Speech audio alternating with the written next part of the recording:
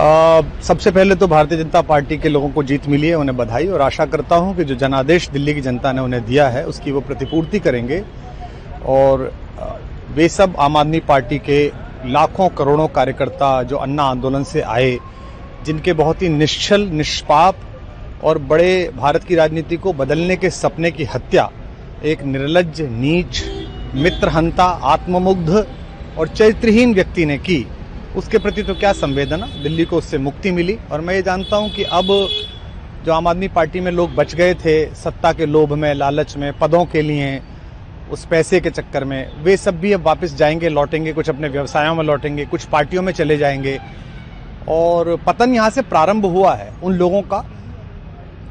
मेरे लिए कोई प्रसन्नता का और दुख का विषय नहीं है, मैं बीच में खड़ा हूं। प्रसन्नता इस बात की है कि करोड़ों लोगों ने आशा लगाई थी, करोड़ों लोगों ने, लोग अपनी नौकरियां छोड़ के आए थे, व्यवसाय छोड़ के आए थे, दुश्मनियां ली थी लोगों ने, उन सब की हत्या एक आत्ममुग्ध आदमी ने, एक चरित्रहीन आदमी ने अपनी निजी महत्वाकांक्षाओं की पूर्ति के लिए की।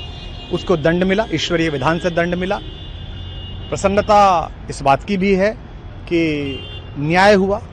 आज जब कहना नहीं चाहिए लेकिन आज टीवी पर जब जंगपुरा का निर्णय आया और सामने दिखाई दिया कि मनीष हार गया, तो सदा तटस्थ रहने वाली और राजनीति से विरत रहने वाली मेरी पत्नी जो है, उसकी आंख में आंसू आ गए, वो रोने लगी। क्योंकि उसी से उसने ये कहा था कि अभी तो है ताकत, और उसने कहा था भैया ताकत सदा तो नहीं रहती। तो ये अहंकार आशा करता हूं अगले लोग नहीं करेंगे, जो बाकी दल है वो नहीं करेंगे, इससे सबक लेंगे। और दिल्ली के नागरिकों को मैं अच्छे शासन के लिए बधाई देता हूं। अब भारतीय जनता पार्टी अपने नेतृत्व में सरकार बनाकर दिल्ली के जो दुख थे पिछले 10 वर्ष के, उन्हें दूर करे। और आम आदमी पार्टी के समस्त कार्यकर्ताओं को कहता हूं कि आपने जिस किसी भी लोभ लालच में, सब कुछ जानते हुए एक ऐसे व्यक्ति के समर्थन में काम किया जिसने अपने मित्रों की पीठ में झुरा घोंपा, गुरु को धोखा दिया, अपने साथ कंधे से कंधा मिला के लड़ने वाली महिलाओं को अपने घर लाके पिटवाया, अपनी निजी सुख और साधन के लिए जनता का पैसा खर्च किया, अब उससे आशा लगानी छोड़ें, अब बाहर निकलें, अपना अपना जीवन देखें।